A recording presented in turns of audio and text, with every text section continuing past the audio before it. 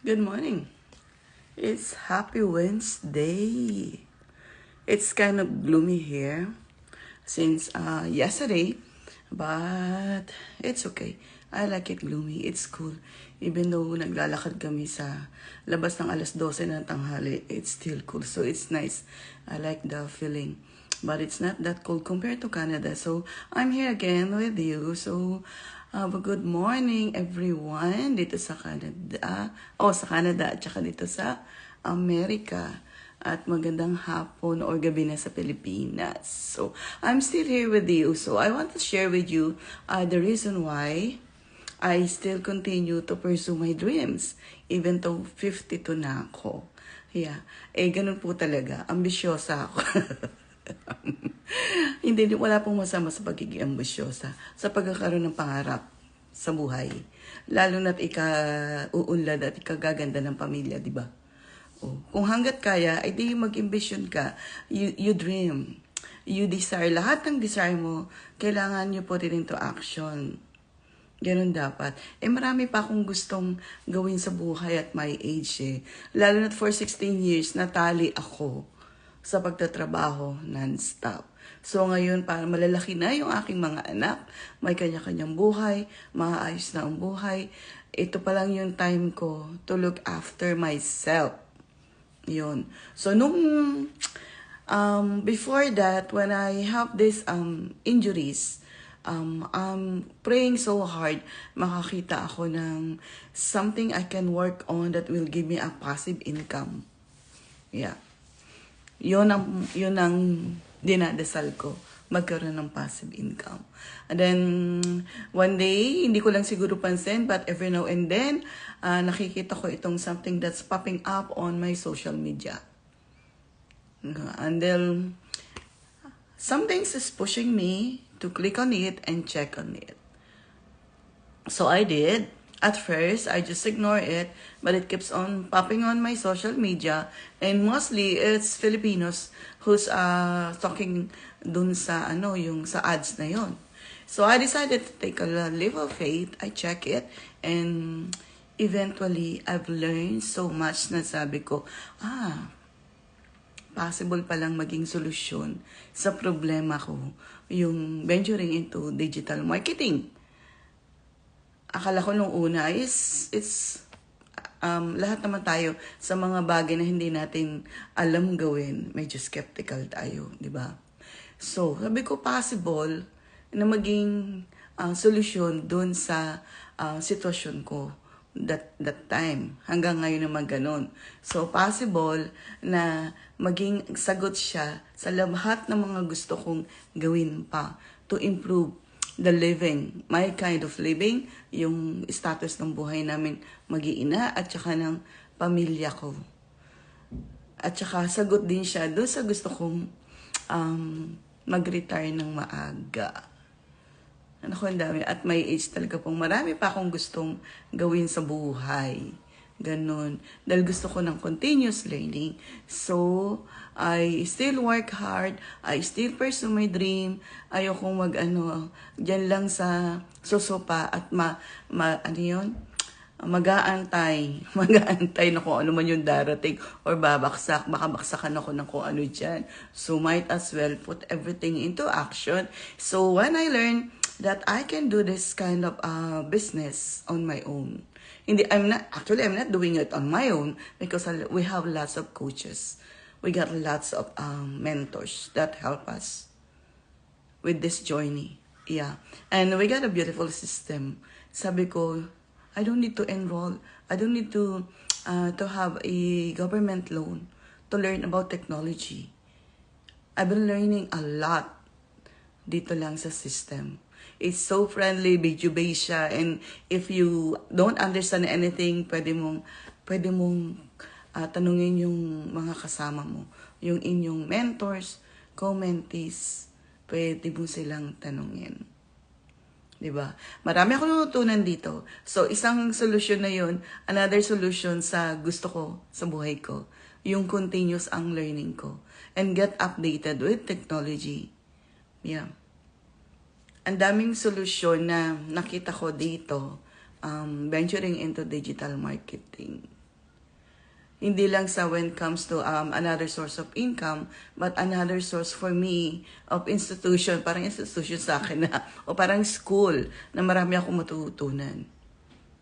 One reason that I like it. Every now and then, I don't stay longer sa pag-aaral naman. 1 to 2 hours or every now and then, nag-glance ako. It's okay. And one big reason, sabi ko, gusto ko ng negosyo na wala akong kailangang empleyado. And when you venture into digital marketing, you don't need somebody with you. Wala kang papasweldohin. You can do it on your own. You just need to be patient with yourself, and you just need to be coachable. Yun lang. Maging consistent ka lang. You need to show up every day. Hindi man every day. And maganda po dun yung solusyon na I'm gonna have a luxury now of sleeping longer.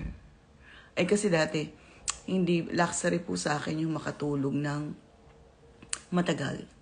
Since I've been working really hard 2 jobs for so many years, sleeping longer is a luxury.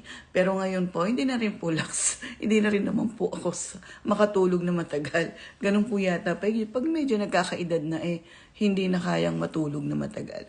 Ayaw na ng katawan. Medyo sumasakit na. So I know I'm getting old. Yeah.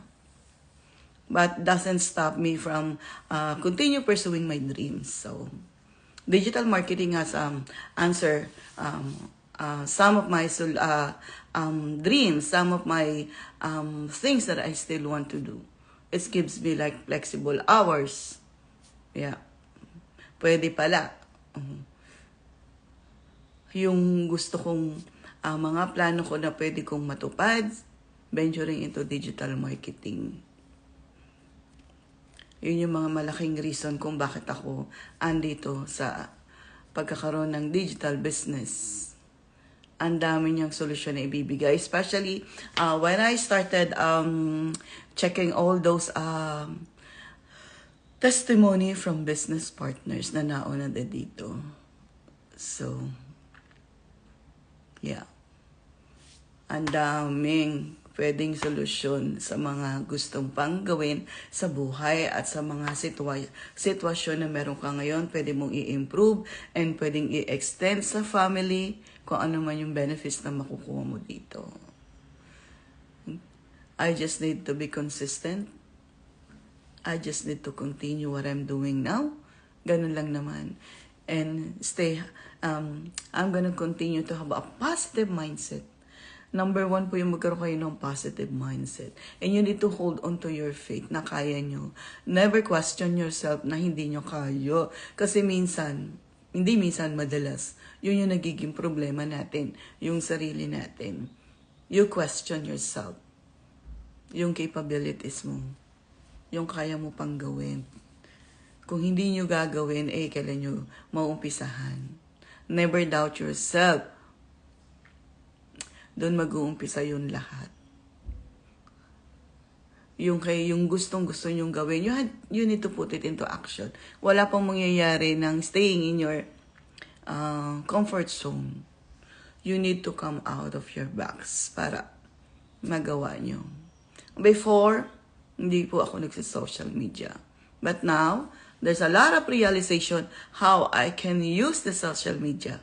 Since nagbabayad naman kami ng wifi, ng data. So make use of it for a good reason. Yeah. I'm just using these tools to communicate with you guys, to introduce you how beautiful it is to have your digital business. Maganda siya. Yeah. Ganun lang.